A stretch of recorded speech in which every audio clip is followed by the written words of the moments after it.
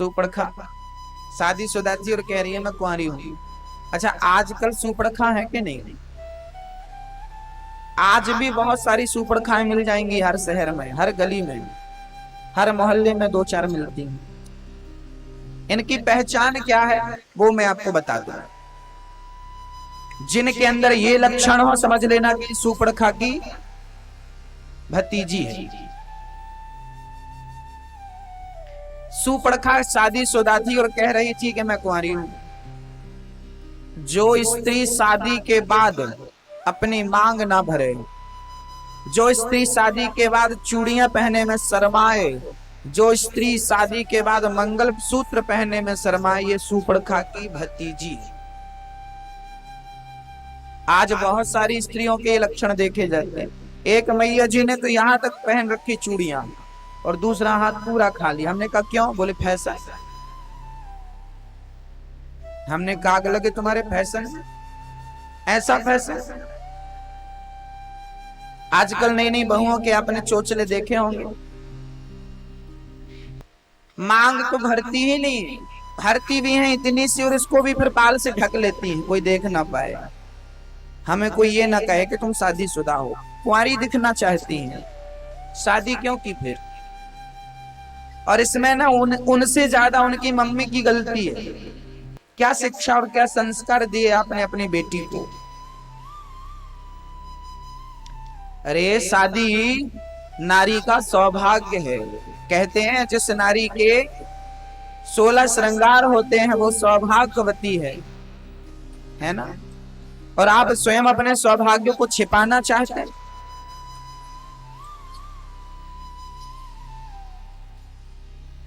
शादी के बाद मांग भरना, लंबी मांग भरना, ये सीता जी ने सिखाया। राम जी की पत्नी सीता मैया एक बार मांग भर रही थी, हनुमान जी आ गए। माँ जी क्या कर रही हो? बोले राम की लंबी उम्र के लिए अपने मांग में सिंदूर भर रही हो। तो क्या इससे राम की उम्र लंबी होगी? सीता मैया बोली हनुमान, स्त्री जितनी लंबी मांग भरती है उतनी लंबी उम्र उसके पति की होती है। हनुमान जी बोले अच्छा, तो क्या मैं भी राम की लंबी उम्र के लिए अपना मांग भर सकता हूँ? सीता जी बोली आप कैसे मांग भरेंगे? अरे आपने तो मस्तक पर सिंदूर लगाया, मैं पूरे शरीर में सिंदूर लगाऊंगा। यदि मेरे राम की उम्र मेरे सिंदूर लगाने से बढ़ती है तो तब से हनुमान जी ने सिंदूर लगाया और तब से हनुमान जी को सिंदूर चढ़ने लगा, है ना? लंबी मांग। आजकल माताओं की वो लंबी वाली मांग कम दिखाई पड़ती है, कम दिखती है, कम लोग भरते हैं।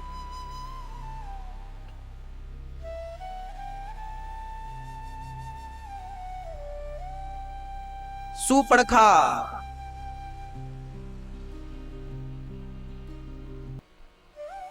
जैसी सुपड़खा थी। अच्छा, सुपड़खा के नाक काट दी लक्ष्मण जी ने। किसी ने कहा लक्ष्मण जी आपने नाक ही क्यों काटी? हाथ काट देते, उंगलियां काट देते, पांव काट देते, नाक क्यों काटी? लक्ष्मण जी बोले कि कुछ और काट देते तो इसे बतलाना पड़ता कि मैं फलानी जगह गई थी तो वहां हाथ कट गया, पांव कट गया, उंगलियां कट गई। पर नाक काटी है तो इसे अपना परिचय नहीं देना पड़ेगा कि मैं कहां गई थी। लोग देखते ही समझ लेंगे कि नाक कटाने गई थी। लोग देख कर ही अंदाजा कर लेंगे कि ये नाक कटाने ही गई थी और नाक कटा के आ गई। तो ऐसी उल्टा स्त्रियों की नाक ही कटती है जो अपने पति को छोड़ करके अन्यत्र दूसरे पति से मतलब दूसरे पुरुष से मोह करती है, उसे उल्टा नारी कहते।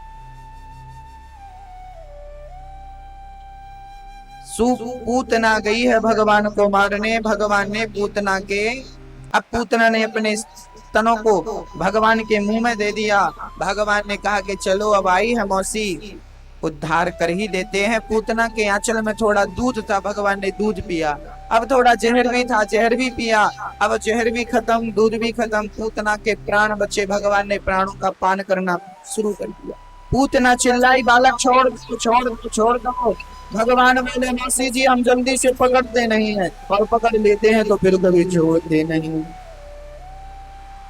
पूतना भगवान को लेकर भागी, भगवान ने प्राणों का पान किया, पूतना धड़ाम से गिर पड़ी। पूतना का गोविंदाय नमः।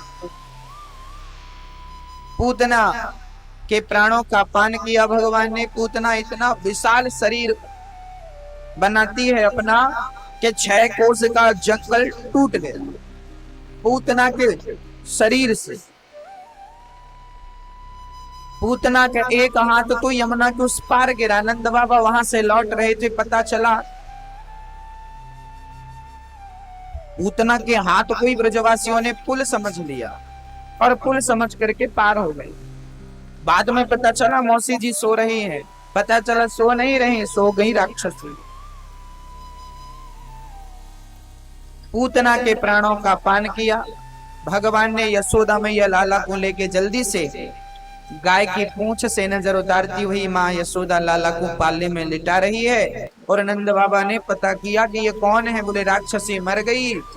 तुरंत शरीर को चिताओं में रखा नंद बाबा ने, और जब आग लगाई पूतना के शरीर में, पूतना के शरीर से सुगंध निकल पड़ी।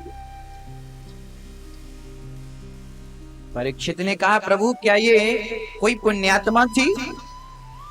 तब सुखदेव जी कहते हैं, पूतना बच्चों को मारती और बच्चों का मांस खाती, लेकिन भगवान की दयालुता तो देखो। राम जी जब वनवास गए तब पिता तड़प रहे थे। दशरथ जी, राम मैं मर जाऊंगा तुम्हारे बिना, मत जाओ मत जाओ। पर राम की आंखों में एक अश्रु नहीं था, एक आंसू नहीं था। पिता मर गए, दशरथ जी मर गए, राम की आंखों में आंसू नहीं आए। जानते हो राम कब रोए हैं? जब जटायु मरे हैं। जटायु के मरने में राम जी सबसे ज्यादा रोए हैं। जंग वनवास के 14 वर्षों में राम जी केवल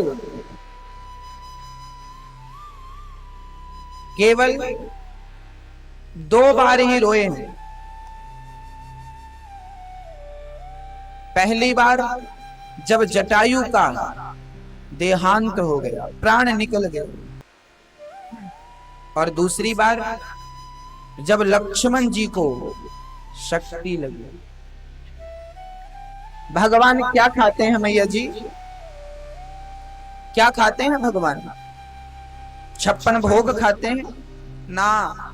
भगवान मेवा मिष्ठान का भूखा नहीं है। यदि भूखा होता तो दुर्योधन के 56 भोग क्यों त्यागते? और विदुर के घर जाकर के क्या खाते हैं जानते हो? मेरी माँ इंतजार कर रही थी विदुरानी, मेरे श्याम सुंदर आएंगे, मेरे जीवन को सफल बनाएंगे। गाय के गोबर से आंगन को लीप करके और इंतजार कर रही थी, श्याम सुंदर आओ। विदुर जी को पता चला कि कृष्ण हमारे घर आने वाले हैं। घर में कुछ था नहीं, बाजार चले गए मेवा मिष्ठान खरीदने के लिए, और घर में अकेली विदुरानी इंतजार कर रही है। फिर सोचती है विदुरानी, मुझे गरीबनी के घर भला क्यों आएंगे भगवान? मेरे जैसे तो हजारों लाखों भक्त उनके हैं, मैं किस गिनती में हूं? सोच रही थी, विचार कर रही थी कि भगवान मुझे क्यों मिलेंगे? मैं तो गरीब हूं, और मैं जाति से भी छोटी हूं, नीच जाति की हूं। मैं शूद्र हूं, नीच तुच्छ सी जाति है मेरी, क्या मुझे भगवान मिलेंगे? लेकिन आज भगवान ने सिद्ध कर दिया कि मेरे लिए जाति का कोई महत्व नहीं है, मेरे लिए धन संपत्ति का कोई महत्व नहीं है। और जब विदुरानी के सामने भगवान आते हुए नजर आए। विदुरानी गदगद हो गई, दौड़ पड़ी, कृष्ण के चरणों में लौट गई। भगवान ने उठाया काकी जी, और काकी जी करते हुए अपने हृदय से लगा लिया। यह है भगवान की भगवत्ता, जिसे दुनिया छूती नहीं थी उसे भगवान अपने हृदय से लगाते हैं। जात पात की मर्यादाओं को तोड़ते हुए भगवान आगे बढ़ते हैं। ये जात पात की मर्यादाएं, जात पात के ये मार्ग हम लोगों ने बना रखे हैं, मनुष्य ने बना रखे हैं। ईश्वर कोई भेद नहीं करता।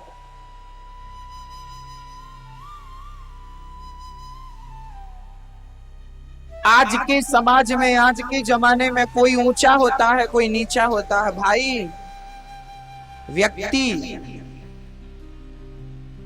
कर्म से महान बनता है। विदुरानी के हृदय से लगकर भगवान उन्हें अंदर ले गए। विदुरानी भाव विभोर हो गई, प्रेम में डूब गई। कहां बिठाऊं, कैसे? घास की झोपड़ी थी, एक लकड़ी की चौकी मिल गई, उसे उल्टा रख दिया, सीधा भी नहीं रखा। भगवान ने सीधा नहीं किया, भक्त ने जहां बिठाया वहां बैठ गया, उल्टी चौकी में। अंदर गई तो साग पक रही थी, सूखी साग। जंगल से पत्ते तोड़कर ले आती, उबाल करके विदुरानी और विदुर जी खा लेते। जो भगवान की भक्ति में रम गया ना, वो स्वाद के चक्कर में नहीं पड़ता, क्योंकि जो स्वाद के चक्कर में पड़ता है वो भगवान की भक्ति नहीं कर सकता। सूखी साग कैसे खिलाती? बोले कैसे खिलाऊं? बगीचे गई और वहां से बढ़िया ताजे ताजे केला तोड़ करके ले आई। बैठ गई सामने विदुरानी, केला छीलती जाती, पर ध्यान केलों में नहीं था ना, ध्यान तो कृष्ण में था। इतने दिनों बाद दर्शन हुए, मेरी भक्ति सफल हो गई। आपके घर आपके गुरु जी आ जाएं तो आप भूल जाते हैं कि क्या करूं और क्या ना करूं। और जिसके घर में जगत का पालनहार आया है, वो कैसे याद करती कि मैं क्या कर रही हूं, कैसे याद रखती।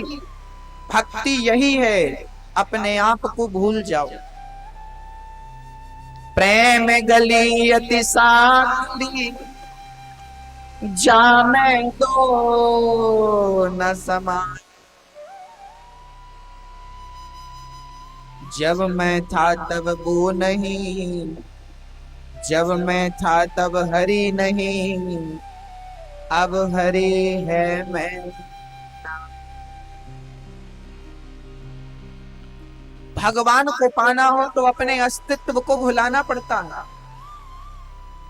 मैया जी, प्रेम की गली इतनी सकरी है कि इसमें दो नहीं आते, एक एक से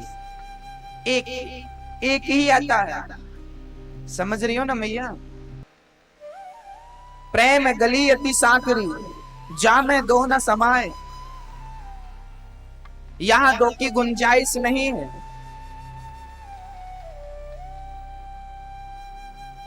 आपका नाम क्या है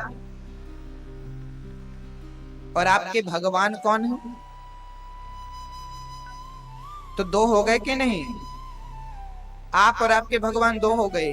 और प्रेम गली इतनी सक्रिय, इसमें दो नहीं आते। आप दोनों को एक ही होना पड़ेगा। जब मैं था तब हरि नहीं, मैं। आप क्या कहते हो? मेरा नाम ये है, मैं ये हूं, मैं। अभी आप हो तो उसकी आवश्यकता नहीं है, वो नहीं आएगा जब आप रह ही नहीं जाएंगे। आप बचेंगे ही नहीं, क्योंकि आप के भीतर वो इतना समा जाएगा कि उसकी अधिकता हो जाएगी और आपका लोप हो जाएगा। वो और आप एक हो जाएंगे। ये प्रेम है। समझ रहे हैं ना? जब मैं ना रह जाऊं जब मैं ही हरि हो जाऊं,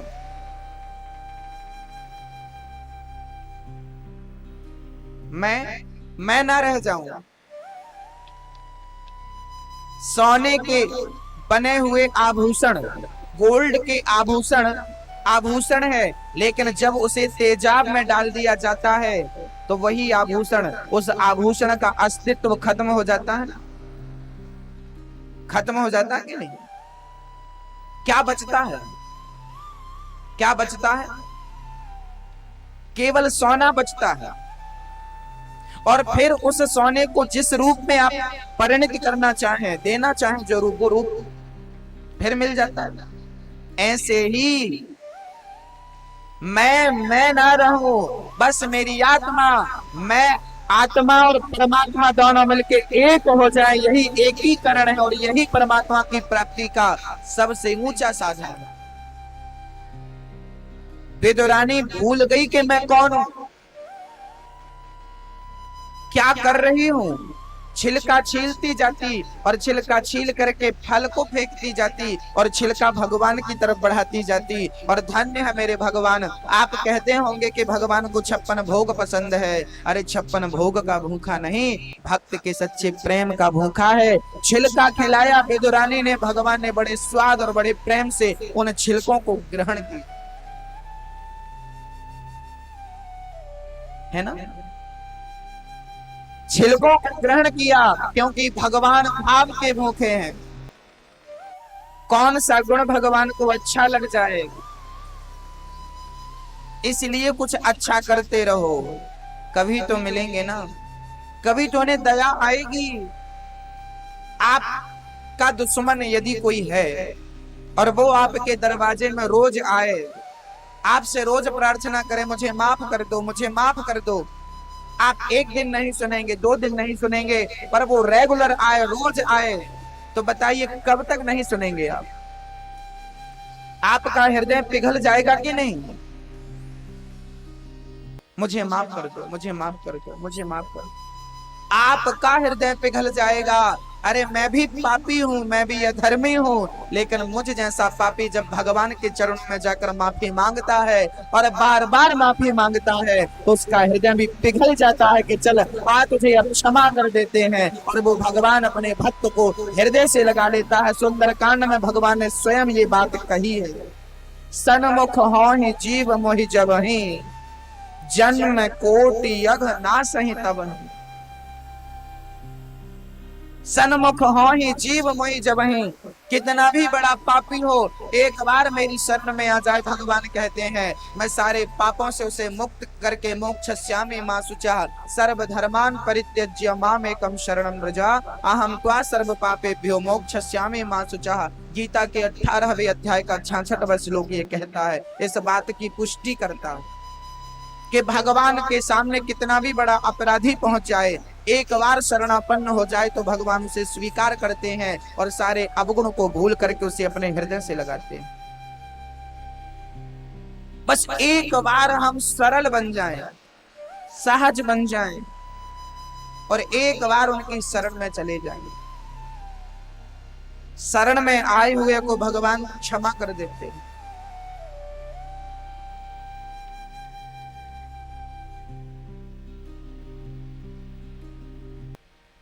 और जब आप भगवान की शरण में जाएंगे ना तो आपका पालन पोषण कौन करेगा? बोलिए मैया जी, आप जब भगवान की शरण में जाएंगे तो फिर आपका पालन पोषण कौन करेगा? स्वयं भगवान करेंगे। कैसे? आपने कभी गाय पाली है? आपके घर में गाय है क्या? नहीं होगी।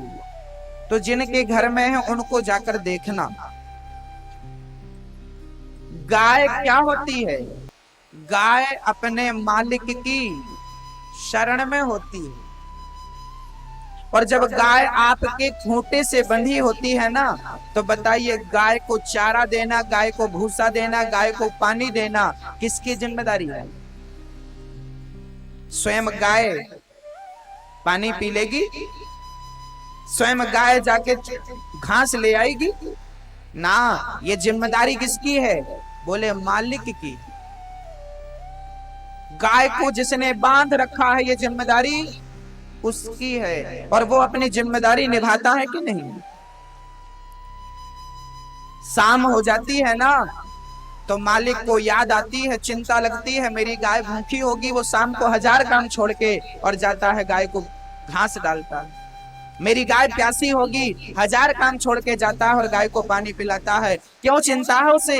क्योंकि गाय उसकी शरण में है और गाय का उसके सिवा कोई नहीं है, कोई आश्रय नहीं है। जब मालिक को इस बात का पता चल जाता है कि गाय का मेरे सिवा कोई नहीं है, तो वो समय से घास डालता है और समय से पानी पिलाता है। ऐसे जिस दिन भगवान को पता चल जाएगा कि आपके पास भगवान के सिवा कोई नहीं है, उस दिन भगवान स्वयं आपकी रक्षा करेगा, आपका पालन करेगा। जैसे गाय शरण में जाती है, ऐसे हमें भी उस परमात्मा की शरण में पहुंचना है। एक बार शरणापन्न होकर तो देखो, एक बार शरण में आकर तो देख। मैं तेरी तस्वीर और तकदीर ना बदल दूं तो कहना। एक बार। हम मूर्ख हैं, जाते ही नहीं। शरण में चले जाओ बस। वो तो छिलका भी खा लेता है, वो तो जूठे बेर भी खा लेता है, वो तो सूखे चावल भी खा लेता है। आपने कभी सूखे चावल खाए? आप किसी के घर जाएं और सामने वाला आपको थाली में सूखे चावल लाके रख दे, सब खाओ। यार हमें जानवर समझा क्या? सूखे चावल खाएंगे? आपका अपमान हो जाएगा, आपको लगेगा मेरा अपमान कर दिया, मुझे सूखे चावल दे दिया। लेकिन सूखे चावल खाए थे कि नहीं सुदामा के? जगत के पालनहार ने सूखे चावल खाए।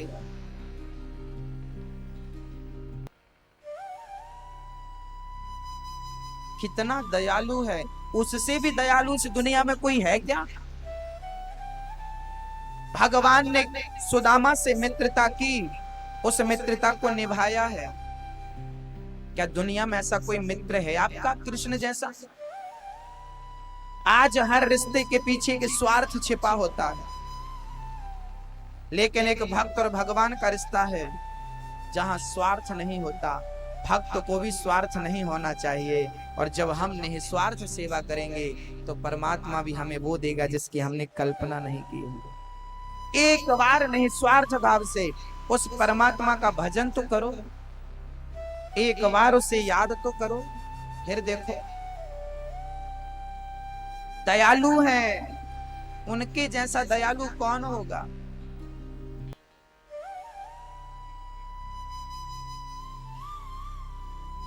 न जाने कौन से गुण पर दयानिधि रीझ जाते हैं, यही सदग्रंथ कहते हैं, यही हरिभक्त गाते हैं। न जाने कौन से गुण पर भगवान पूतना आई मारने, भगवान ने तार दिया। मारने वाली को तारता है तो आरती उतारने वाले को ना जाने कौन सी गति देता हो। बस सरलता से एक बार भगवान की शरण में चले जाओ बस। जब विभीषण जी आए शरण में राम जी की, तो विभीषण जी को राम जी ने राजा बना दिया। कहां का? लंका का। जो संपत्ति से वे रावण नहीं दीन दिए 10 माथ, सोई संपत्ति विभीषण नहीं सकुच दीन रघुनाथ। राम जी ने विभीषण को लंका का राजा बना दिया, राम जी ने भरत को अयोध्या का राजा बना दिया। किसी ने राम से पूछा कि यदि रावण आपकी शरण में आ गया तो रावण को कहां का राजा बनाओगे? राम जी बोले कि रावण मेरी शरण में आ गया तो मैं उसे अपने बैकुंठ का राजा बना दूंगा। ऐसे हैं भगवान, ऐसे हैं राम जी। और राम जी की सेवा कौन कर सकता है? राम जी की सेवा लक्ष्मण जी ने की है।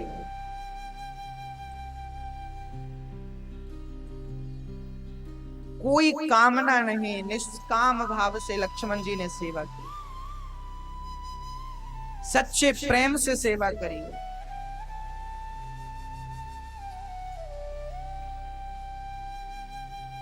जब राम जी राजा बन गए, सीता मैया रानी बन गई, तो एक दिन गुरु वशिष्ठ जी ने लक्ष्मण जी की पीठ थपथपाई और लक्ष्मण जी से कहा, लक्ष्मण, आपके जैसा भाई कभी किसी को नहीं मिलेगा। 14 वर्ष तक लक्ष्मण जी ने नारी का त्याग किया। सिर्फ नारी का नहीं, निद्रा का भी त्याग किया, और सिर्फ निद्रा का ही नहीं, आहार का भी त्याग किया, भोजन का भी त्याग किया। पूरी सभासदों को आज वशिष्ठ जी लक्ष्मण जी के बारे में समझा रहे थे कि 14 साल तक इन्होंने नारी का त्याग किया, निद्रा का त्याग किया और भोजन का त्याग किया। राम जी खड़े हो गए, गुरु जी, लक्ष्मण ने नारी का त्याग किया है, निद्रा का त्याग किया है, मैं मान सकता हूं, लेकिन इन्होंने भोजन का त्याग नहीं किया। आपको शायद पता नहीं है, मैं दाना भर भर के रोज लक्ष्मण को फल फूल देता था। जो मैं खाता था वो जंगल के कंदमूल फल मैं अपने लक्ष्मण को भी देता था। कहो लक्ष्मण, आप खाते थे कि नहीं? लक्ष्मण चरणों में गिर पड़े राम जी के। राम जी, आप देते जरूर थे, लेकिन मेरा अपराध यही है कि मैं उन्हें खाता नहीं था। फिर मैं देता था तो क्या करते थे? बोले, मैं उस दौने से कह देता था कि मैंने सच्ची राम भक्ति की है, तो अभी राम की सेवा में लगा हूं, अभी खाने का समय नहीं है। जब मैं 14 वर्ष बाद लौटूंगा तब मैं राम का दिया प्रसाद ग्रहण करूंगा, खराब मत हो जाना। सारे दौने अयोध्या भेज देता था।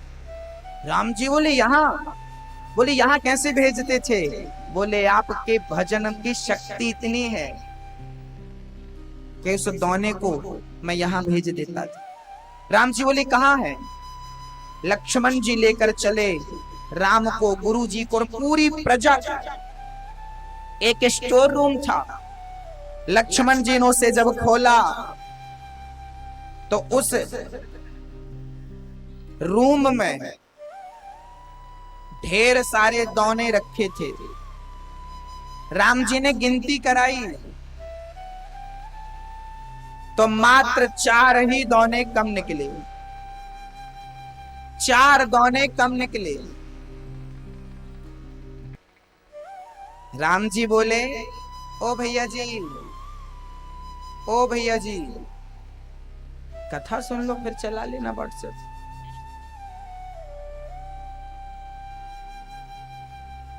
राम जी ने जब उन दोनों की गिनती कराई तो 4 दौने कम निकले। राम जी बोले, लक्ष्मण, तो 4 बार तो तुमने खाया है, क्योंकि 4 दौने कम निकल रहे। राम जी बोले, ना।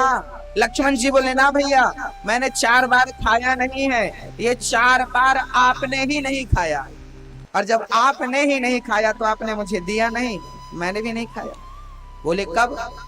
बोले, जब आप प्रथम दिन वनवास गए, उस दिन आपने कुछ नहीं खाया, प्रजा ने कुछ नहीं खाया, और आपने नहीं खाया तो आपने मुझे कुछ नहीं दिया। पहला दौना वो कम है जब हम वनवास गए थे पहले दिन। दूसरा दौना वो कम है जब पिता की मृत्यु का समाचार आपने सुना, उस दिन भी आपने कुछ ग्रहण नहीं किया, उस दिन आपने नहीं खाया तो आपने मुझे नहीं दिया। दूसरा दौना वो कम है। और तीसरा दौना जब सीता का हरण रावण ने किया, उस दिन आपने प्रसाद नहीं पाया, उस दिन आपने नहीं खाया तो आपने मुझे नहीं दिया। तीसरा दौना वो कम। और चौथा दौना जब मुझे शक्ति लगी, मेघनाथ ने शक्ति मारी, उस बार उस दिन आपने कुछ नहीं खाया, आपने मुझे कुछ नहीं दिया। बस ये 4 दौने कम है, बाकी गिन कर देखिए पूरे राम की आंखों में आंसू आ गए। वाह लक्ष्मण, 14 वर्ष साथ में रहकर मुझे पता ही नहीं लगने दिया कि तू भूखा है। इसका नाम है भक्ति, इसका नाम है समर्पण, इसका नाम है सेवा। राम जी रो पड़े और राम जी ने रोते हुए कहा, लक्ष्मण, इस जन्म में तुमने छोटे होकर मेरी सेवा करी है, अगले जन्म में मैं छोटा बनूंगा और आप बड़े बनना, मैं इस जन्म का ऋण अगले जन्म में चुकाऊंगा। वही राम इस जन्म में कृष्ण बनकर आते हैं और वही लक्ष्मण इस जन्म में बलराम जी बनकर आते हैं, बड़े बनकर आते हैं। और आज छोटे बनकर के दाऊ भैया की सेवा करके वो पिछला दाऊ भैया की सेवा की जा रही है। भगवान कितने दयालु हैं, जटायु है। राम जी दशरथ जी के पुत्र नहीं बल्कि जटायु के पुत्र हैं। महाराज जी ये तो पहली बार सुनने को मिल रहा है। हाँ, दशरथ जी के यहाँ 4 बच्चों का जन्म हुआ था। इस बात को समझने के लिए आपको दशरथ जी की जिंदगी में जाना पड़ेगा, रियल जिंदगी में झांकना पड़ेगा। आइए देखते हैं।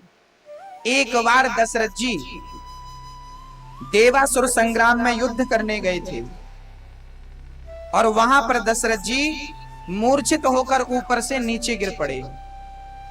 दशरथ जी नीचे गिर रहे थे, उनकी नजर जटायु की नजर दशरथ जी पर पड़ी और जटायु ने दशरथ जी को सुरक्षित नीचे उतारा। जब दशरथ जी को होश आया तो दशरथ जी को समझ में आ गया कि जटायु जी ने मेरी रक्षा करी है। तब से जटायु जी का और दशरथ जी का संबंध हो गया, इनकी मित्रता हो गई, दोनों परम मित्र बन गए। दशरथ जी ने कह दिया जटायु हम आपको कुछ देना चाहते हैं, आप हमसे कुछ मांग लो। जटायु जी बोले हमें कुछ नहीं चाहिए, मांग लो। ना ना, बाद में जरूरत पड़ेगी तो मांगेंगे।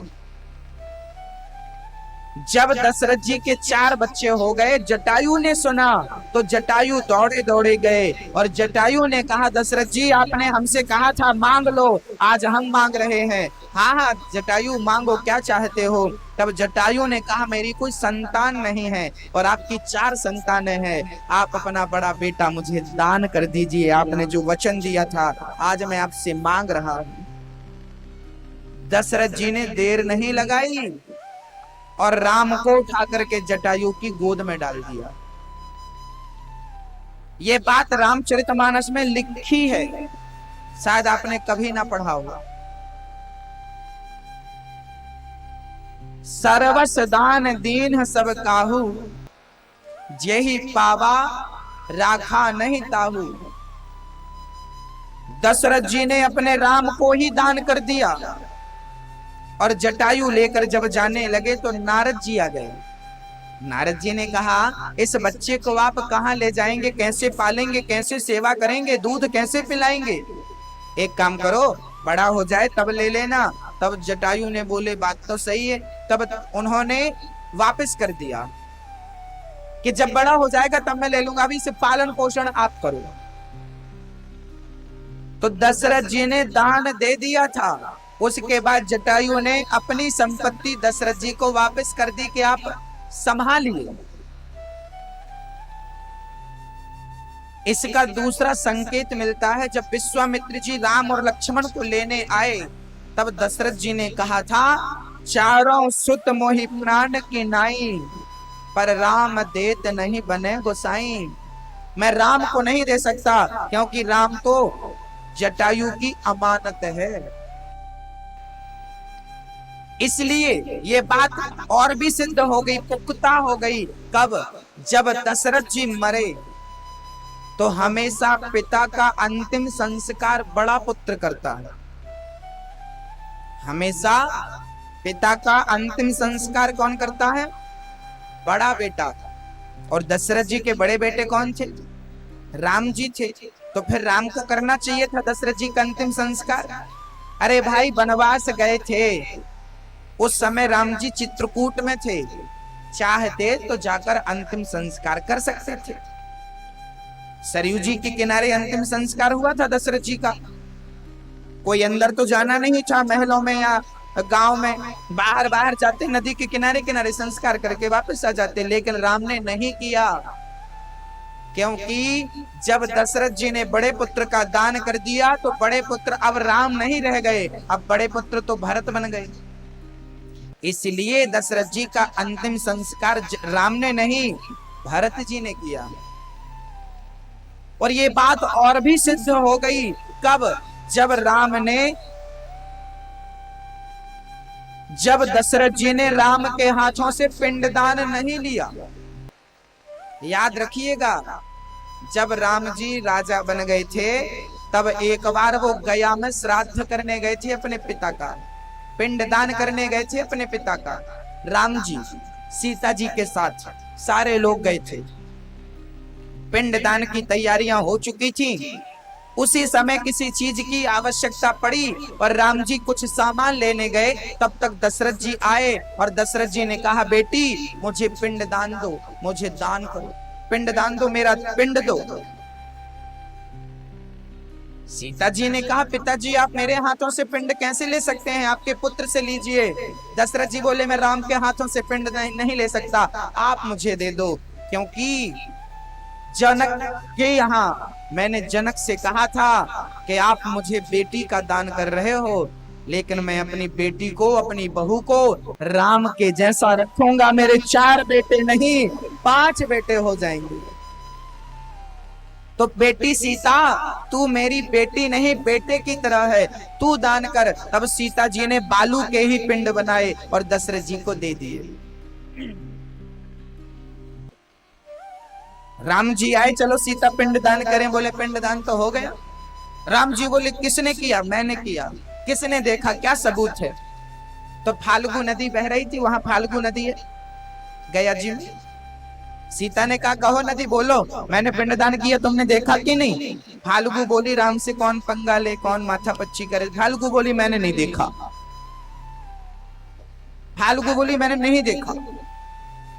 सीता जी ने श्राप दे दिया, तू झूठ बोलती है, जा मैं तुझे श्राप देती हूं, तू सूख जाएगी। और तब से आज तक फाल्गु नदी कितना भी पानी बरस जाए, कितनी भी बाढ़ आ जाए, वो सूखी रहती। फिर लोगों ने कहा, माँ जी वो नदी सूख जाएगी, लोग पिंडदान कैसे करेंगे, दुनिया का पिंडदान कैसे होगा? तब सीता जी ने कहा, जमीन को कोई खोदेगा, बालू निकालेगा तो नीचे मिलेगी, ये ऊपर नहीं रहेगी, अब नीचे रहेगी। क्योंकि इसने बोला ना कि मैंने देखा नहीं, अब तू कुछ नहीं देख पाएगी। इसलिए फाल्गु नदी ऊपर नहीं बहती, नीचे बहती है। रेत में थोड़ा गड्ढा करो तो पानी मिलता है, आज भी वहां का नियम ऐसा ही है। गए कभी आप लोग? श्राप दिया है सीता मैया जी। अब कौन गवाही दे के सीता ने पिंडदान किया? तब गाय बोलने लगी। सीता ने गाय से पूछा, गाय वहां घास खा रही थी, क्यों गौ माता आपने देखा है? गाय बोली, मैं भी घास चरने में लगी थी, मैंने भी नहीं देखा। सीता बोली, देखी तो तुम ऊपर झूठ बोल रही हो, जाओ मैं तुझे श्राप देती हूँ, जिस मुंह से तुम झूठ बोलती हो, इस मुंह से आज के बाद तुम मल का भक्षण करोगी। तब से गाय माता मल का भक्षण करने लगी। अब गवाही कौन दे? तो वहां पर घास थी, दूरबा। दूरबा से पूछा, कहो आपने देखा है? दूरबा बोली, हाँ हमने देखा है, सीता ने पिंडदान किया बालू का और दशरथ जी लेकर गए। राम जी को यकीन हो गया और फिर राम जी के यकीन हो जाने पर सीता ने दूरबा को वरदान दिया कि तू पत्थर पर भी रहेगी तो हरी भरी रहेगी, तेरा धूप कभी कुछ बिगाड़ नहीं सकती, गर्मी तेरा कभी कुछ बिगाड़ नहीं सकती। इसलिए आज भी जंगल में भी, पर्वत में भी, पहाड़ में भी इतनी सी मिट्टी मिल जाए तो घास हरी भरी रहती। सीता माँ के आशीर्वाद से अजर अमर गुरनिधि सुत हाहु, करहु बहुत रघुनायक छाहु। हनुमान जी को अमरता का वरदान सीता मैया ने दिया था लंका में, सुंदरकांड के अनुसार। सीता मैया ने जो कह दिया वो पत्थर की लकीर है। तो इस सिद्धांत से अब बताइए कि दशरथ जी का अंतिम संस्कार राम जी ने नहीं किया, लेकिन जटायु का अंतिम संस्कार किया कि नहीं किया? हाँ, अरे जटायु पक्षी थे, राम को तो हजारों मरे हुए पक्षी 14 वर्ष में मिले होंगे, क्या राम जी ने सारे पक्षियों का अंतिम संस्कार किया? नहीं, जटायु का किया। अविरल भगति मांग बर गीध गयऊ हरिधाम, तेहि की क्रिया यथोचित निज कर कीन्ही राम। जटायु का अंतिम संस्कार राम जी ने किया। तो सिद्ध होता है कि राम के पिता जटायु जी थे।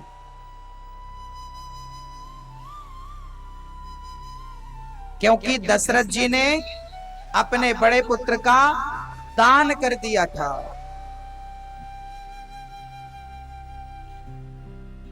इसलिए राम के हाथों से पिंडदान दशरथ जी ने नहीं स्वीकार किया,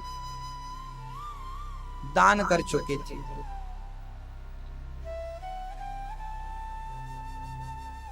राम बड़े दयालु हैं। पूतना मारने आई, जहर पिलाकर उसे तार दिया। देखो,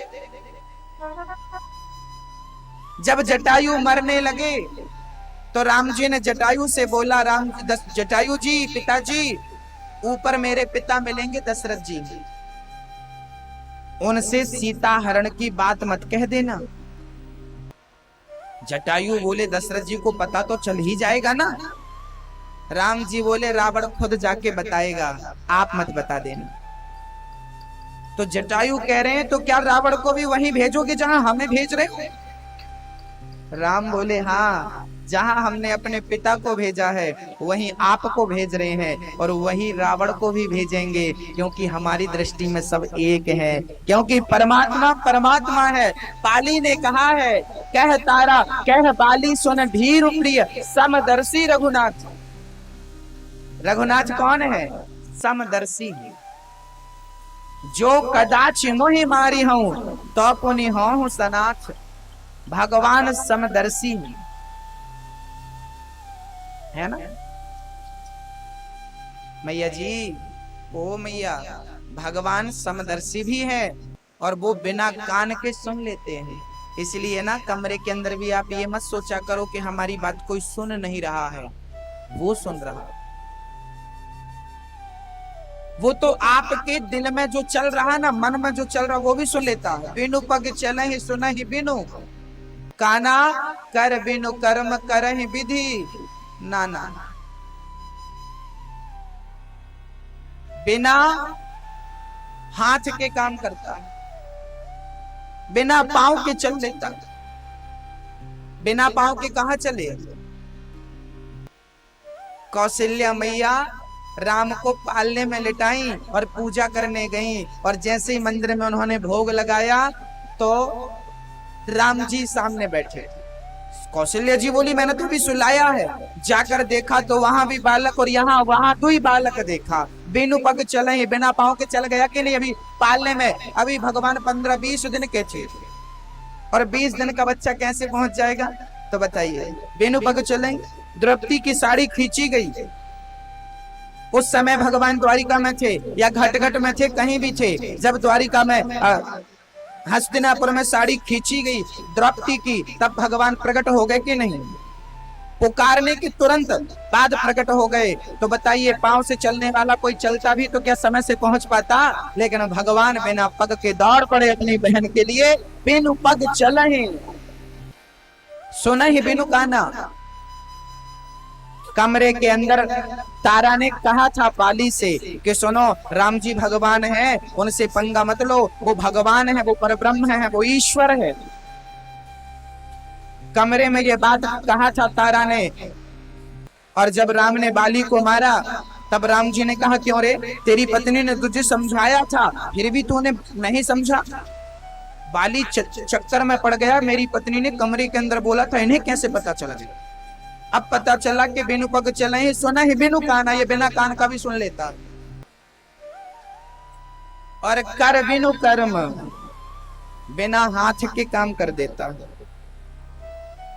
महाभारत का युद्ध, भगवान ने अस्त्र शस्त्र नहीं उठाया, लेकिन महाभारत का युद्ध किसने जीता? किसके द्वारा जीता? अर्जुन की ताकत थी कि वो गुरु द्रोणाचार्य जैसे दिग्गज का सामना कर पाते। महाभारत के पहले दिन ही अर्जुन मर जाते यदि कृष्ण ना होते थे। पूरा महाभारत जब खत्म हो गया तब भगवान रथ से उतरे और जैसे ही भगवान रथ से उतरे, अर्जुन के रथ में आग लग गई। अर्जुन गांडी में निकाल के बोले अभी भी मेरा दुश्मन कोई जीवित है। भगवान बोले कोई दुश्मन नहीं बचा, सारे मारे गए। तो उन्होंने कहा फिर ये रथ पर आग कैसे लगी? भगवान बोले तेरा रथ तो प्रथम दिन के युद्ध में ही जल गया था, वो तो मैं बैठा था तेरे रथ में और तेरे झंडे में हनुमान जी थे। हम दोनों ने अभी तक बचा के रखा था तेरे रथ को। बिनु पग चले सुनहि बिनु काना, और कर बिनु कर्म बिना हाथ के महाभारत जिता देता है पांडवों को, अर्जुन को। ये भगवान बिना कुछ किए महाभारत जिता देता है ना?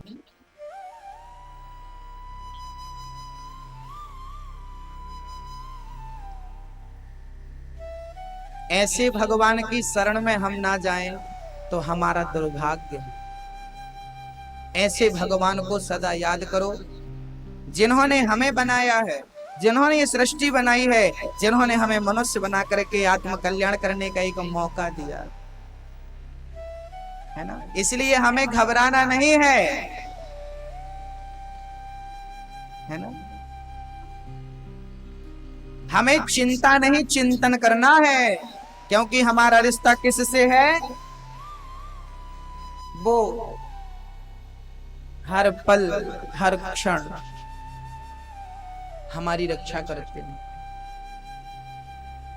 अपने आप से ज्यादा भरोसा भगवान पर करो, अपने परिवार से ज्यादा भरोसा भगवान पर करो, अपनों से ज्यादा भरोसा भगवान पर करो। अपने धोखा दे सकते हैं, शरीर धोखा दे सकता है, लेकिन उसने आज तक किसी को दिया? एक भी नाम नहीं बता सकते आप जिसको धोखा दिया। भरी सभा में द्रौपदी ने बुलाया, आए सुदामा से मिलने, राजमहल की सिंहासन को छोड़कर दौड़ पड़े। विदुरानी से मिलने गए, सबरी से मिलने आए।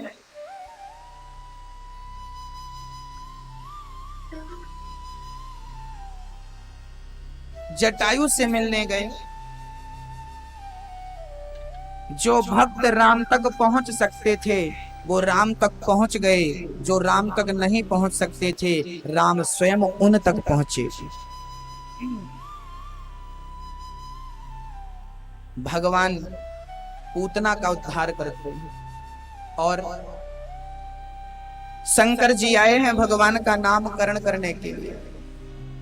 शंकर जी आए हैं भगवान को दर्शन करने के लिए, भगवान को देखने के लिए। मिल जाए तो एक बार देख लो। यशोदा के दरवाजे में बैठे हैं मैया, एक बार लाला को मुंह दिखाई दे। मैया बोली बाबा आपकी शकल इतनी भयंकर है कि मारो छोरा देखेगो तो डर जावेगो, मैं छोरा को दर्शन ना कराए सकूंगी। मैया बोली बाबा तुम जो चाहो ले लो, पर लाला को दर्शन ना करो, आपके ये बड़े बड़े सांप मारे छोरा को डरवावेंगे। मैया मुझको दर्शन करा, और दर्शन ना कराएगी ना मैया दरवाजों को छोड़ के जाऊंगा ना है। मैया बोली बाबा धमकी दे रहे हो? मेरे घर में ऐसे 40 दरवाजे हैं, बंद कर दियो मैया ने। शंकर जी ने कहा मैया खोलियो खोलियो। अब मैया ने जब दर्शन नहीं कराया तब शिव जी ने कृष्ण जी से कहा प्रभु आप ही दर्शन कराओ। तब भगवान रोने लगे। मैया दौड़ी दौड़ी गई, काहे गो दूध पिलाई, दूध नहीं पिए। सखी आगे मैया काहे गो। शंकर जी बोले मैया आपको भूत लग गए। मैया बोली बाबा भूत लग गए, मैं कहाँ जाऊं, किससे उतरवाऊं? शंकर जी बोले कहीं मत जाओ, मैं भूत उतारना जानू। अच्छा बाबा आपसे भूत उतारना आए? शकल देख वैसे तो लगे ना है कि आपसे भूत उतारना आए। शंकर जी बोले मैया हम तो अच्छे अच्छों के भूत उतार देते हैं, जिसको ज्यादा भूत लगते हम ही उतारते। लिया मैया यशोदा लेके आई लाला को, पीठ दिखा के खड़ी होगी। मैया दूर से, शंकर जी दूर से उतारो भूत। प्रभु जी शंकर जी बोले दूर से उतारे वे वालों मंत्र मुझको याद ना आए। जब तक यह छोरों को हमारी गोद में ना देगी ना मैया तब तक क्या कि भूत ना उतार सकूंगा मैं। मैया बोली तो एक काम करो, मैं लाला की आंखों में पट्टी बांध देती हूँ ताकि लाला देखे ना, देखेगो तो डर जावेगो। शंकर जी बोले ना, यदि आंखों में पट्टी बन गई तो मेरा मंत्र आंखों से अंदर जाएगा। शंकर जी की गोद में मैया ने जैसी रखा, कन्हैया को कन्हैया खिलखिला के हंसने लगे। शंकर जी ने कहा प्रभु बड़ी कृपा करी आपने, मैया के भरोसे तो दर्शन हो ही ना पाते। शंकर जी ने दर्शन किया और जाते समय भगवान का पूरा भविष्य बताया। भगवान से शंकर जी कहने लगे मैया जब ये बहुत बढ़िया लीलाएं करेगा तो समझ लेना कि ये भगवान है, तेरा बेटा साक्षात परब्रह्म परमात्मा है, और 11.5 साल का होगा तो छोड़कर चला जाएगा। ये कहने वाले थे कि कन्हैया ने सारा किया, मत कहो मैया मर जाएगी, ये बात मत कहो, क्योंकि मैया मेरा वियोग नहीं सह सकती। लो भैया जी, शंकर जी भगवान से बोले प्रभु मैं आपको क्या गिफ्ट करूं, क्या तोहफे में दूं? कुछ नहीं दो। शंकर जी बोले जब आप राम बनकर आए तब मैं हनुमान बनकर आपकी सेवा करता रहा, लेकिन आप कृष्ण बनकर आए हो, मैं किस रूप में आपकी सेवा करूं? तब शिव जी ने अपने आप, शिव जी ने वहां पर एक अवतार लिया, शिव जी ने वहां पर एक अवतार लिया और वो बंसी बन गए, बांसुरी। शिव जी स्वयं बांसुरी बन गए और बांसुरी बनकर के स्वयं भगवान के हाथों में पहुंच गए। तो भगवान कृष्ण के हाथों में ये जो बंसी है ना, ये शिव जी तो दिए ही है, लेकिन स्वयं शिव जी बंसी के रूप में भगवान के साथ है। स्वयं दे करके शिव जी बांसुरी अपने आप को इस रूप में वहां है और शिव जी गए। अब भगवान की बाल लीलाएं बड़ी अद्भुत प्रारंभ हो रही हैं, बड़ी अद्भुत। भगवान थोड़े बड़े हुए, जब भगवान घुटनों के बल चलने लगे, थोड़ा बड़े हुए तो भगवान जब 6 महीने के हुए ना, तब भगवान ने शकटासुर का उद्धार किया था, छकड़े में आकर बैठा। फिर तृणावर्त का उद्धार किया। ये सारे दुष्टों का दमन भगवान करते रहे। अब भगवान थोड़ी बड़े भये और घुटनों के बल चल करके एक दिन भगवान ने मिट्टी खाए ले, माटी प्रज रज। मैया ने बोली चोरे लाला तेने माटी खायो है? भगवान बोल मुंह खोल आ, और जैसे ही भगवान ने मुंह खोला, भगवान के मुख में संसार नजर आ गया। 7 समुद्र, पाताल, स्वर्ग, अतल वितल सुतल तलातल रसातल महातल, स्वर्ग लोक, ब्रह्म लोक, सत्य लोक, सारा कुछ भगवान के मुंह में। मैया बोली राम राम, ये तो भगवान है। अब मैया भगवान को प्रणाम करने लगी, भगवान ने मुंह बंद कर दिया। भगवान बोले मैया का है गो? ओ लाला मैंने तेरे मुंह में सृष्टि को दर्शन किया, तेरे मुंह में तू भगवान है। ओ मैया बुढ़ापे में तेरी आंखें बिगड़ती, ना जाने का देखे। अरे मैं भगवान है, मैं तेरा छोरा हूं। भगवान ने दोबारा मुंह खोल के दिखाया तो कुछ नहीं। मैया बोली राम राम राम, मेरी आंखों में कोई कच्चू दोष है। यूं लाला के मुंह में क्या क्या नजर आए। मैया गोद में उठाए के चल पड़ी। सच्चाई यही थी कि भगवान के मुख में सब कुछ देखा था मां यशोदा ने, पर तुरंत भूल गई, भगवान ने भुला दी। प्रश्न ये खड़ा हुआ कि भुलाना ही था तो दिखाया क्यों? क्यों दिखाया? भगवान ने मां यशोदा को नहीं दिखाया, भगवान ने हमें लोगों को, हम लोगों को दिखाना चाहा कि देखो हमें कभी साधारण मत समझना, क्योंकि जब भगवान लीलाएं करते हैं ना, क्योंकि अभी जब भगवान बाल लीलाएं करेंगे, गोपियों का माखन चुराएंगे, तो आपको लगेगा कि ये कैसा भगवान है चोरी करने वाला। तो कहीं आप भगवान की लीलाओं को सुन करके कहीं उन पर संदेह ना कर ले, इसलिए भगवान ने पहले मुंह खोल के और मुंह में सृष्टि का दर्शन कराया था कि माँ देख मैं परब्रह्म ही हूँ, लेकिन लीला ऐसी करूंगा कि लोग मोहित हो जाएंगे। तो ज्ञानियों के लिए ये मुंह खोल के सृष्टि का दर्शन कराया कि तुम मोहित ना हो जाना मेरी लीलाओं पर। क्योंकि कुछ अज्ञानी लोग कहते हैं ये कैसा भगवान माखन चोरी करके खाता है। अरे भगवान को तो ब्रह्मा नहीं समझ पाया, आप और हम क्या समझ पाएंगे? उस भगवान की भगवत्ता को आप और हम क्या पहचान पाएंगे? है ना, हम उसे नहीं पहचान, हमारे इतनी सामर्थ्यता नहीं है कि हम परमात्मा को पहचान सकें, उसे समझ सकें।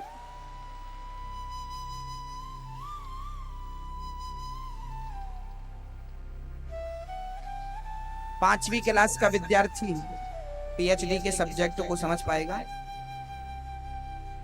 पांचवी का विद्यार्थी पीएचडी के सब्जेक्ट को समझ पाएगा? नहीं ना। जैसे पांचवी का विद्यार्थी पीएचडी के सब्जेक्ट को नहीं समझ पाएगा, ऐसे हम मनुष्य परमात्मा के सब्जेक्ट को कैसे समझ पाए? हम पांचवी के विद्यार्थी हैं और ईश्वर को समझना पीएचडी का सब्जेक्ट। हमारी बुद्धि इतनी सी, इतनी कम बुद्धि वाला वो परमात्मा को कैसे समझ पाएगा जिसने संसार को बना दिया, जिसने हम जैसों को बनाया? उसे हम समझ पाएंगे? मोहित तो हो जाते हैं हम लोग। एक सज्जन बोले कि ये कृष्ण भगवान नहीं है। हमने कहा तो क्या है? बोले ये महापुरुष है। हमने कहा कोई महापुरुष अपनी उंगली में क्या गोवर्धन उठा सकता है? क्या कोई महापुरुष अपने मुंह में सृष्टि का दर्शन करा सकता है? हमने कहा तुम जैसे लोगों के लिए ही भगवान को ये लीला करनी पड़ी ताकि आप जैसे लोग भगवान पर डाउट करें तो इन लीलाओं को देखकर समझ में आए कि ये लीला कोई साधारण महापुरुष नहीं कर सकता जो भगवान ने किया। ये मनुष्यों के वश की लीलाएं नहीं। एक व्यक्ति कुआं में गिर गया। मैया जी जरा ध्यान से सुनिएगा। एक व्यक्ति कुआं में गिर गया।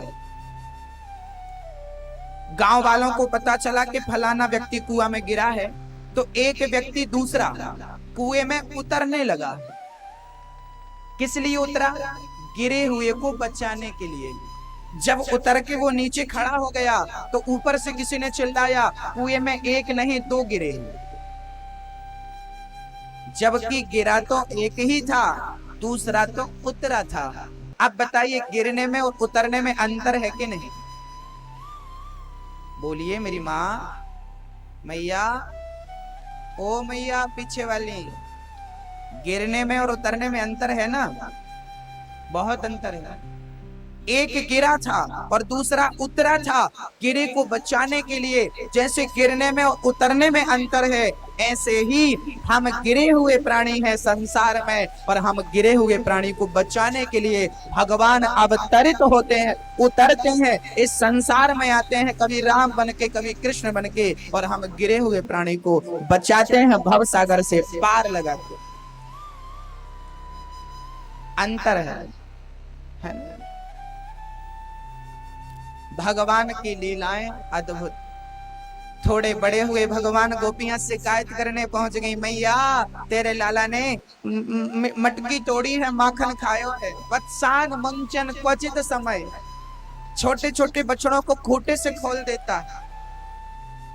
आज समय में मैया बोली तो तुम जल्दी से गैया दोह लिया करो। बोले गाय दोहने का समय नहीं होता, तब ये गाय के बछड़े खोल देता, बछड़े पूरा दूध पी जाते। मैया हम तो परेशान हो गई। एक सखी बोली, मैया मारी तो मटकी तेरे लाला ऊपर चढ़ के तोड़ दे। मैया बोली अपनी मटकी अंधकार में रखो करो ताकि हमारो लाला देख ना सके। एक दिन सखी बोली, मैया मैंने अंधकार में रख के देख लियो मटकी, तेरे लाला के शरीर से ना जाने कैसो प्रकाश निकले कि तेरे लाला के सामने कोई चीज अंधकार में रह ही ना सके, तेरे लाला के प्रकाश के सामने अंधकार टिक ना सके।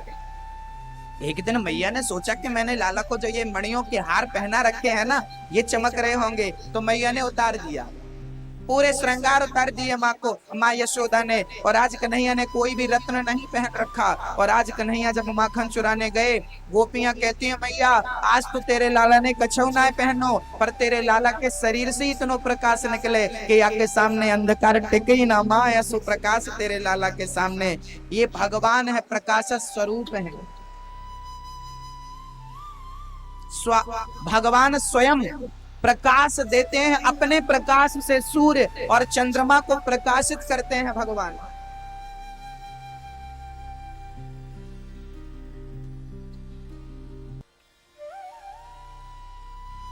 भगवान की शिकायत गोपियां कर रही हैं। मैया बोली तो अपनी मटकी जरा ऊपर लटकायो करो। एक सखी बोली हमने मटकी ऊपर भी लटका ली, लेकिन तेरे लाला के सामने का बचवे वाली थी, बांस को बड़ो डंडा या दारी के ने लाए के और नीचे से छेद करके दारी के ने पूरो माखन पी लियो। एक सखी बोली मैया जी तेरो लाला तो मारी बिटियन को भी डरवावे और कवे कि मारी टोली में भर्ती ना हैगी तो सखी परेशान करूंगो। मारी छोरी को एक दिन यादारी के ने का कियो मैया, मारी छोरी ने सोए रही थी तो यादारी के ने का कियो, मारी बिटिया सो रही थी तो यादारी के ने का कियो कि मारी बिटिया की चुटिया खटिया के पटिया से बांध दी और वाके कान में जाए के बोल दियो हौवा। और जब हौवा बोला मैया तो बिटिया भागी, और जब भागी तो बाकी चुटिया पटिया में कस गई, आधे बाल वाके पटिया में रह गए, आधे गंजी।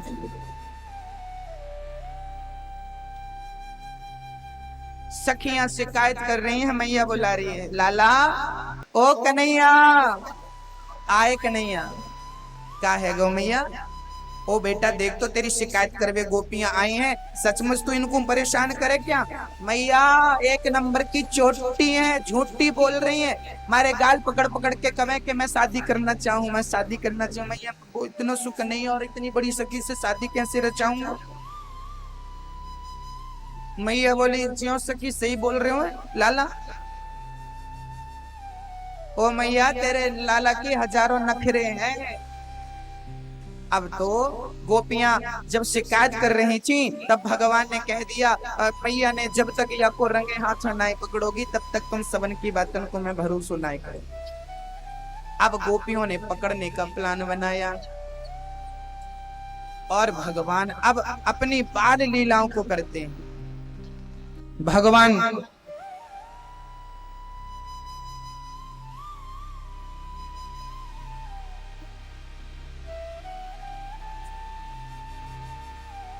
भगवान लीला कर रहे हैं, अद्भुत लीला का रसपान दर्शन लाभ हमने प्राप्त किया। गोपियां शिकायत कर रही हैं, माँ यशोदा कह रही है जब तक रंगे हाथों पकड़ के नहीं लाओगी मैं तुम सबन की बातों पर यकीन नहीं करूंगी। आज गोपियों ने मटकी के ऊपर घंटी लटकाई दी, कन्हैया पहुंचेगा घंटी तक, घंटी बजेगी मटकी तक पहुंचेगा और हम पकड़ लेंगे। कन्हैया आज जब माखन चुराने गए तो मटकी के ऊपर घंटी को लटकता देख भगवान वापस जाने लगे। घंटी बोली प्रभु कहाँ जा रहे हो? भगवान बोले आए तो माखन चुराने थे, आप बीच में आ गई, अब जाना पड़ रहा। घंटी बोली प्रभु आप आदेश करो मैं क्या करूं जिससे आपका पेट भर जाए। भगवान बोले तो एक काम करो तुम बजना मत। भैया जरा इन बच्चों को बिठाइए शांति से।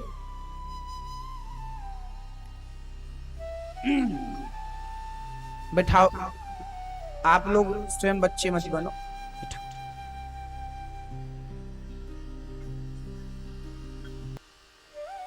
भगवान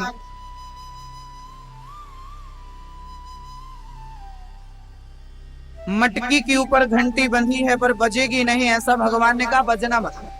हाँ ग्वाल वालों का गोला बनाया भगवान ने और स्वयं भगवान मटकी तक पहुंचे, निकाल निकाल के सबन को खिलाया। मटकी में बंधी घंटी सचमुच नहीं बजी, सबका पेट भर गया, घंटी नहीं बजी। जब भगवान को लगा कि अब सब खा लिए थोड़ा मैं भी खाऊं, और ज्यों भगवान ने खाना शुरू किया घंटी टन टन टन टन टन टन टन टन करके बजने लगी। घंटी टन टन करके बजने लगी। भगवान ने जल्दी से पूछा घंटी से, अरे घंटी क्यों बजने लगी? मना किया था ना। घंटी बोली प्रभु जब दुनिया के लोग खाते हैं मेरा बजना जरूरी नहीं होता, लेकिन मेरा गोविंद भोग लगाए और मैं ना बजूं हो नहीं सकता। गोपियां आई और कान पकड़ ले। कन्हैया कन्हैया जिद करने लगे, छोड़ दो सखी, छोड़ दो सखी, छोड़ दो। भगवान बोले एक ही शर्त में। गोपियां बोली एक ही शर्त में छोड़ेंगी। क्या शर्त है? भगवान कहने लगे कब छोड़ोगी? गोपियां कहने लगी जब हमें नाच करके दिखाओगे। जगत को नचाने वाला, जगत का पालनहार। गोपियां कह रही हैं मैं छाछ पिलाऊंगी, मक्खन खिलाऊंगी, जरा नाचो। जो दुनिया को नचाता है वो मक्खन के लिए नाच रहा है। अरे मक्खन के लिए नहीं, भक्त के प्रेम के सामने भगवान नाच रहा है, भक्त के समर्पण के सामने भगवान नाच रहा है। और अद्भुत दर्शन, गोपियां नचा रही हैं, भगवान नाच रहे हैं। बड़े सौभाग्य से ही हमें दान पुण्य करने का मौका मिलता है। एक बार अर्जुन जा रहे थे कृष्ण जी के साथ, एक भिखारी आया और भिक्षा मांगने लगा। अर्जुन को दया आई, सोने से भरी पोटरी उठा के दे दी। मैया जी, ओ मैया, हो गई गप्पे, अब कथा सुन लो।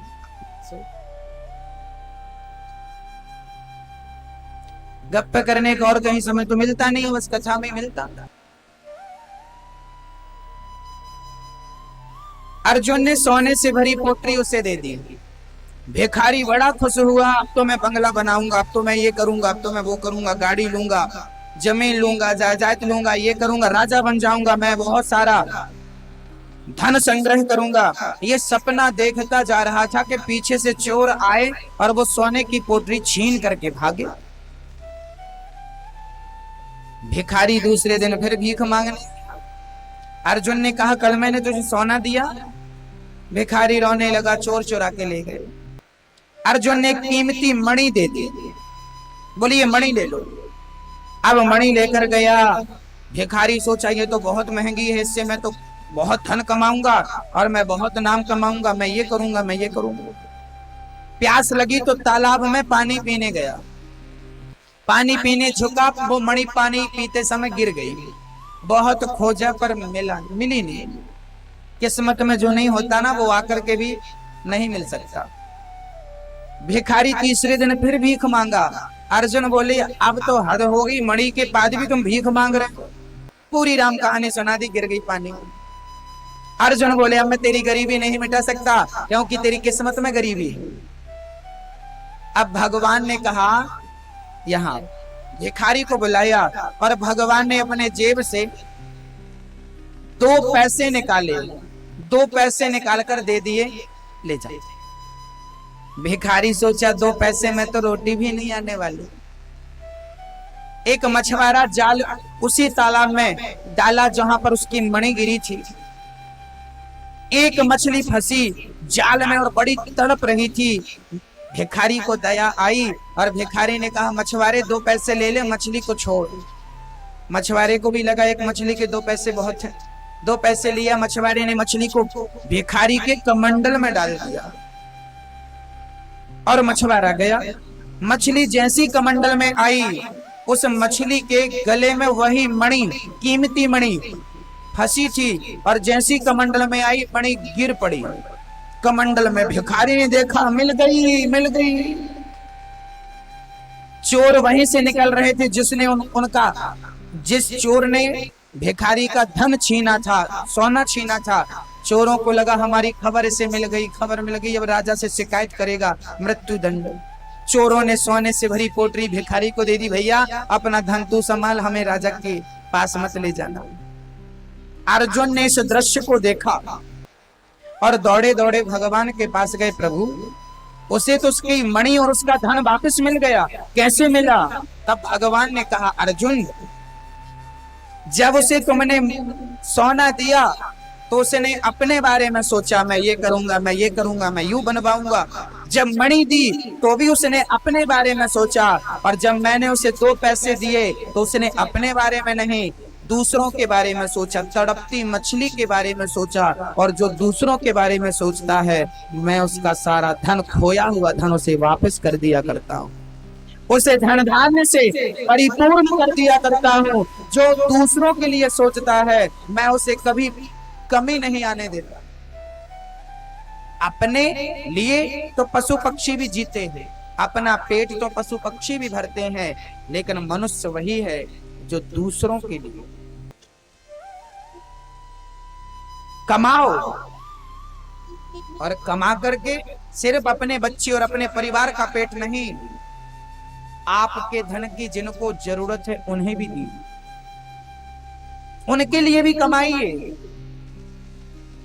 मैं सिर्फ अपने परिवार के लिए ना कमाऊं, अपने लिए ना कमाऊं, ये भारत का हर नागरिक मेरा परिवार है, और जिसको जब जरूरत पड़े तो मैं उसके काम आ सकूं, यही मेरी उदारता है, यही मेरी महानता।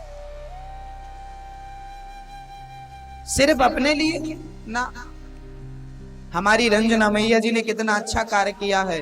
धन तो बहुत कमाते हैं और धनवान तो बहुत लोग मिल जाएंगे, लेकिन अपने धन से धर्म करने वाले तो मैया ऐसी ही हैं जिनके द्वारा ये कथा हुई। और आज इस कथा से केवल इनका ही नहीं, आप भी इस कथा से लाभ ले रहे हैं और आप सभी को भी भगवान की कथा मिल रही है। इससे बड़ा सौभाग्य और इससे बड़ा दान क्या हो सकता। धन मिले तो धर्म करो। भागवत जरूर सुन लीजिएगा, मरने के पहले 21 पीढ़ी तर जाती है। कुछ भक्तों ने हमसे कहा कल कि हमें भी भागवत करवानी है। जिनको अपने नगर में ये भागवत करवानी है तो पीछे स्टॉल पर कुछ पुस्तकें हमने जो लिखी हैं, जो भजन हम यहाँ से गाते हैं, उस भजन की पुस्तक पीछे मिल जाएगी। इसमें पीछे हमारे मोबाइल नंबर भी दिए हैं, आप कभी भी इन पुस्तक को भेज सकते हैं। जो आपके अपने सखागण है, मित्रगण है, उनको भी सुना सकते हैं। आप भी ये कथा सुनिए। आप अपने मोबाइल में यूट्यूब खोलिए, यूट्यूब पर भगवान का नामकरण किया। ये यशोदा का बेटा कृष्ण, ये रोहिणी का बेटा बलराम, नामकरण संस्कार किया। संस्कार 16 संस्कार होते हैं, जिसमें कि आज आप अपने बच्चों को एक भी संस्कार नहीं दे पाते। हमने एक पुस्तक लिखी है संस्कार। हमारे सनातन धर्म में कितने संस्कार होते हैं? 16। आपको याद है 16 कौन कौन से? हमने एक पुस्तक लिखी है, पीछे स्टॉल पर मिल जाएगी। उसमें पूरे 16 संस्कारों का निरूपण किया गया। छोटी सी पुस्तकों से जेब में रख सकते हैं आप। और वो पुस्तक में बहुत सारे प्रश्नों के उत्तर हैं। भगवान क्यों नहीं दिखते? भगवान कहाँ रहते हैं? भगवान को 56 भोग ही क्यों लगता है? 57 भोग क्यों नहीं लगते? बिहारी जी का पर्दा मंदिर का बार बार क्यों बंद होता है? बहुत सारे तमाम प्रश्नों, घंटी क्यों बजाई जाती है, घंटा क्यों बजाया जाता है, बहुत सारे प्रश्नों का उत्तर हमने उस पुस्तक, छोटी सी पुस्तक में लिखा है। आप पढ़िए, पढ़ाइए, उसमें मोबाइल नंबर भी है। सबको पढ़ाइए और संस्कारों के बारे में ज्ञान हो। बच्चों को संस्कार दीजिए। बच्चों को धन इकट्ठा करने की जरूरत नहीं है। इतना सारा जोड़ रहे हैं, किसके लिए? बोले बच्चों के लिए। क्यों बच्चे नालायक हैं क्या? कमा के खा नहीं सकते? आप उनके लिए जोड़ के जा रहे हो? क्या वो अपने मेहनत से कमा नहीं सकते? अपनी मेहनत से? बताइए कितनी मूर्खता की बात है कि आजकल पिता अपने बेटों के लिए कमा के रखता। क्यों? आपके बेटे कमाने योग्य नहीं है क्या? कि 2 रोटी कमा के भी नहीं खा सकते? तो ऐसे बच्चे पैदा ही क्यों किए आपने, जिनके लिए संग्रह करके रखना पड़ता है? संग्रह मत करिए, और खासकर बच्चों के लिए संग्रह मत करिए, क्योंकि बच्चों के लिए जोड़कर जाओगे तो समझ लो कि आप अपने बच्चों को अपंग बना रहे हो। उनके अंदर जो कमा के खाने की शक्ति है, जो टैलेंट है, वो टैलेंट भी खत्म हो जाएगा, क्योंकि उन्हें पता मेरे बाप की इतनी संपत्ति है, क्यों कमाऊं? और जब वो आपकी संपत्ति देखेगा, कमाएगा नहीं, तो अय्यासी सुरा सुंदरी की ओर चला जाएगा, बिगड़ जाएगा, आपके धन का दुरुपयोग करेगा, शराब पिएगा, जुआ खेलेगा, पर स्त्री का संग करेगा, क्योंकि बाप ने कमा के रखा है। अरे मत दो पैसे अपने बच्चों को पैसे मत दो, बल्कि पैसे कमाने की कला सिखा दो, योग्यता दे दो, संस्कार दे दो, खुद कमा और खुद खा। इतनी संपत्ति देने की आवश्यकता नहीं है। मरने के पहले आपके पास बहुत धन है तो बहुओं में मत बांटो, बेटों में मत बांटो। मरने के पहले अपने धन को धर्म में लगाओ, गरीबों में बांटो, देश की सेवा में लगाओ, राष्ट्र की सेवा में लगाओ। बच्चों को तो करोड़ों देके जाओ तो उनका पेट नहीं भरेगा, बहू फिर भी रोएगी कि मेरी सास ने कुछ नहीं दिया।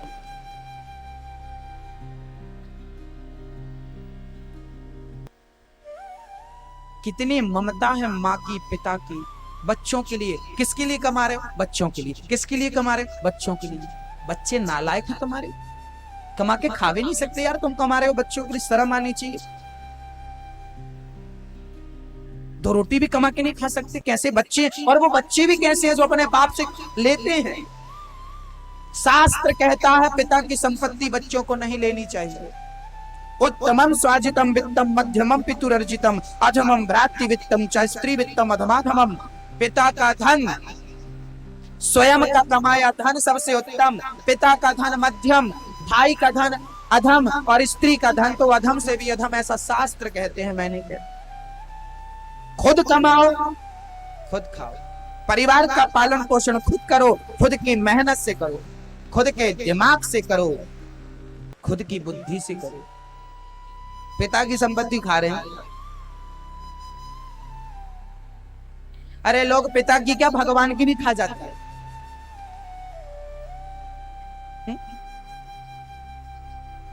भगवान की भी खाए बैठे हैं। ये पिता की क्या कहते, पता नहीं पचा कैसे लेते हैं। लोग कहते हैं कि बाबा जी लोग, संत लोग ढोंगी हो गए। अरे संत लोग ढोंगी हुए कि नहीं मुझे नहीं पता, लेकिन आप सबसे बड़े ढोंगी हो गए। आपके एक दो ढोंग के नहीं, मैं 50 ढोंग के नमूने दिखा सकता हूं। आज हर 2-4 लोगों के मुंह से एक बात सुनने को मिलती है, बाबा लोग तो ढोंगी हो गए, इनका तो धंधा हो गया। ऐसा लोग कहते हैं। चलिए मैं आपके भी एक दो ढोंग का नमूना दे दूं। आप अपनी जेठानी को क्या कहती हो? आप लोग अपनी जेठानी को क्या बोलते हो? दीदी। अपनी देवरानी को क्या बोलती हो? काम वाली बाई।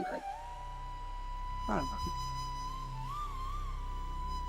हमारे भारत देश में देवरानी अपनी जेठानी को दीदी कहती है और जेठानी अपनी देवरानी को बहन कहती है। मतलब तू मेरी छोटी बहन है। जेठानी बहन समझती है और देवरानी जेठानी को बहन कहती है, माँ बहन कहती है। ये दोनों कौन होती हैं? एक दूसरे की बहन होती हैं। कहती हो आप दीदी की नहीं? अब जरा अपने दिल में हाथ रख के बताओ, आप अपनी जेठानी को दीदी कहती तो हो, अपनी बहन कहती तो हो, लेकिन जितना प्यार अपनी सगी बहन से करती हो, क्या इतना प्यार जेठानी और देवरानी से करती हो? झूठ मत बोलना, हाथ रख के बोलो।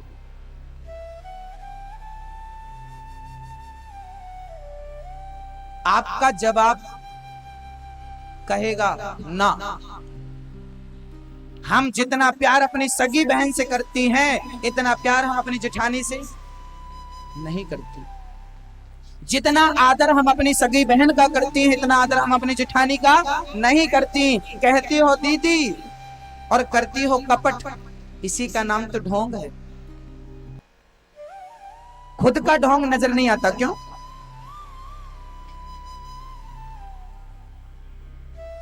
खुद के चरित्र पर भी देखो कि हम कैसे हैं, हम कैसे हैं।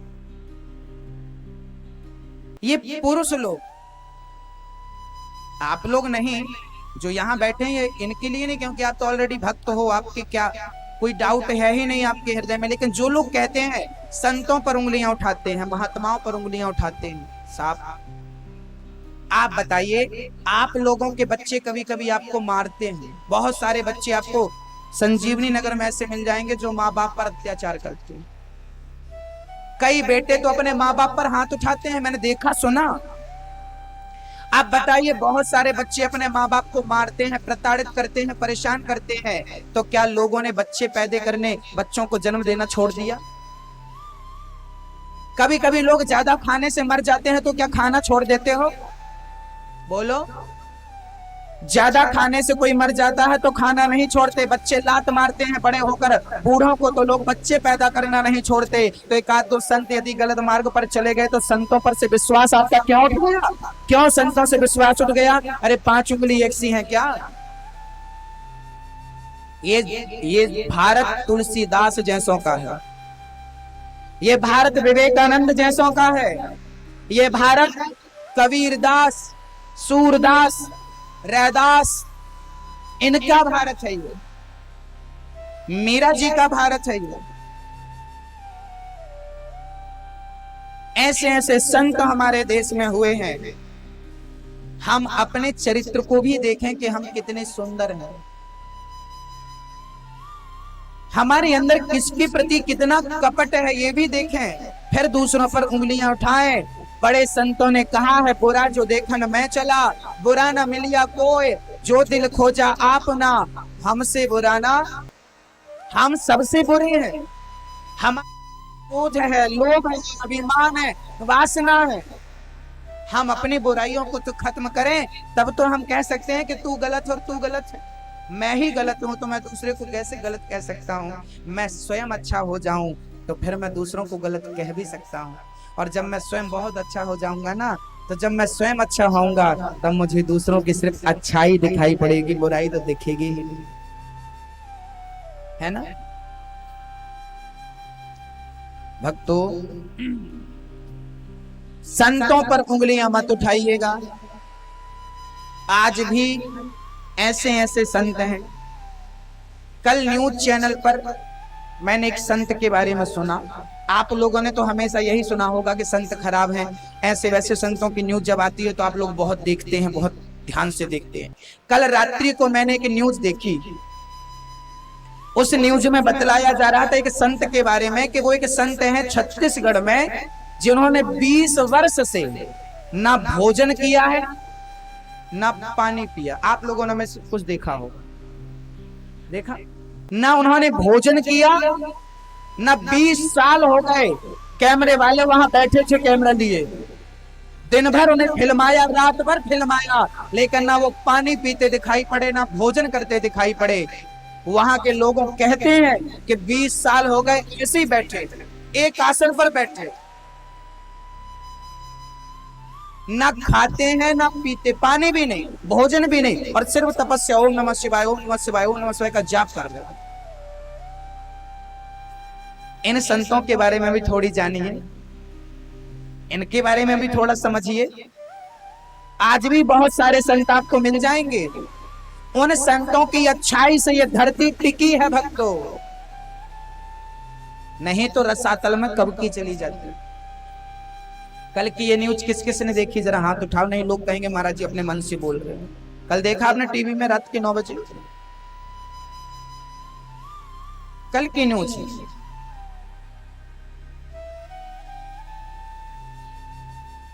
ऐसे ऐसे महान संत,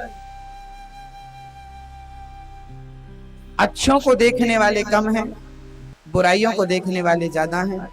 हमारे देश के आज भी बहुत सारे संत अच्छे और सच्चे मार्ग में चल रहे हैं, जिनके द्वारा धर्म टिका हुआ है, संस्कृति और संस्कार टिके हुए हैं। हर संत को गलत कहना, संस्कृति पर उंगलियां उठाना है और संतों को गालियां देना है ना।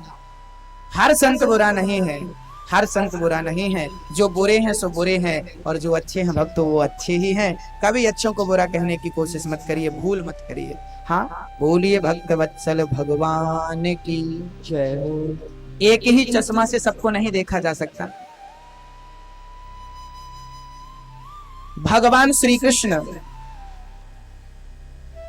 बड़ी दिव्य लीला करते हैं, बड़ी दिव्य लीला करते हैं।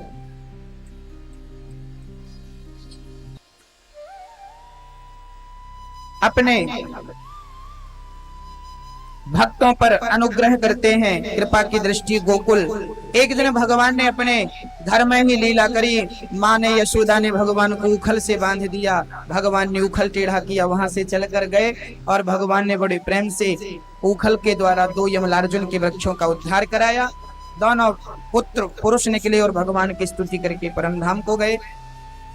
अब भगवान वृंदावन पहुंचे हैं गोकुल से, और वहां भगवान ने अघासुर का और बकासुर का उद्धार किया।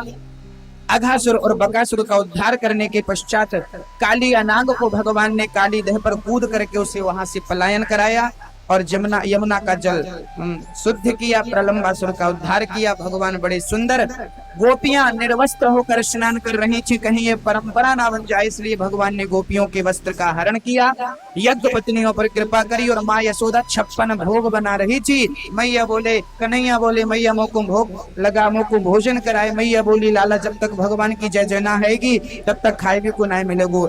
इंद्र की पूजा हम करें। भगवान बोले, इंद्र की पूजा मत करो, गोवर्धन की पूजा करो। आइए हम चलते हैं गोवर्धन की पूजा करते हुए गोवर्धन की शरण में। बोलिए गिरिराज धर्म की।